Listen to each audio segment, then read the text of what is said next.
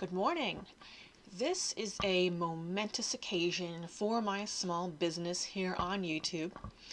It's a request directly from the source. Gabriel Constans, I hope I pronounced that right, is the author and screenwriter for The Last Conception, an indie film released last year. And it's a family-oriented comedy which isn't my usual fare of darkness, scares, and intensity, but still very much worth exploring. You can find it on Amazon Prime and watch it for free if you don't mind a few ads. And it's available for download to Kindle, which is how I read it. So here it is. We have the Sikhans, an Indian family who finds out that they are the several times great-grandchildren of Buddha himself.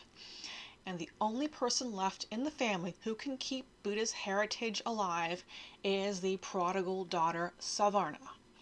Except that she's a lesbian, but have no fear, she's also an embryologist. Seems simple enough, doesn't it? Well, bring on the awkward moments involved in pulling off this miracle, and the social clumsiness of overexcited people. What the book and the movie have in common is, of course, Savarna, her family, this amazing revelation that they are descendants of Buddha, who is mainly identified as the teacher in the book, her girlfriend Charlie, her co-worker named Johnny in the book, Jackson in the movie, who is also her good friend and enthusiastic donor, and all the reasons why this awesome responsibility is Savarna's alone, since her sister was made sterile by cancer treatments, and her cousins were taken out by the tsunami from a few years back. Also, in the book and the movie are the visit from Savarna's devout Buddhist nun grandmother all the way from India, and the small heart attack suffered by one of Savarna's parents, which does play a major deciding factor in her decision to go forward with having a baby. What is only in the book is a very good description of what goes on in a fertility clinic. I now know a lot more about embryology and IVF than I did before I read The Last Conception.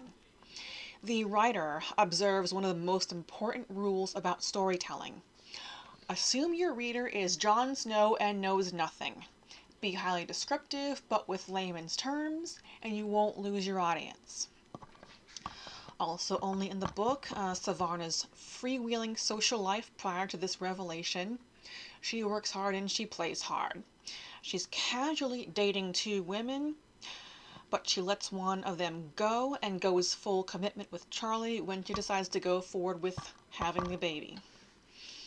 Her parents' overexcited and clumsy way of suddenly insisting it's time for her to have a baby, before explaining why. Immediately followed by her coming out to them after pretty much keeping her personal life sacrosanct. Savarna's journey to India to meet people to confirm her heritage. And she comes back with the ring and the robe that she has examined for authenticity. The journey itself alone is only in the book. It's some visiting people from India who bring those artifacts. In the book, Charlie is an artist. She's a history student in the movie. The party at the end of the story is Savarna's parents' 40th wedding anniversary.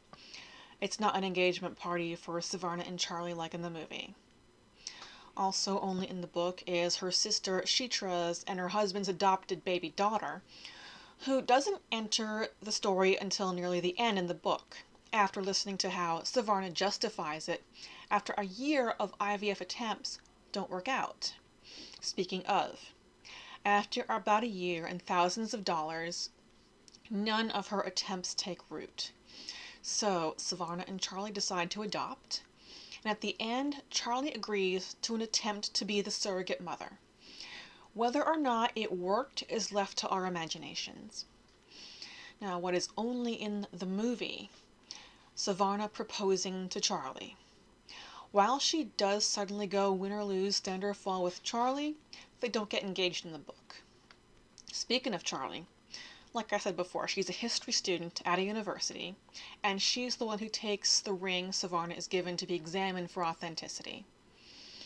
Also, only in the movie at the very end, Savarna gets pregnant after the first try. We see her rubbing a pregnant belly at her engagement party, I think after. And that completes the last conception. Thank you so much for watching. Please subscribe if you haven't already and click the notification bell to always catch my latest downloads. And I'll see you back next week for seasons 5 and 6 of Game of Thrones.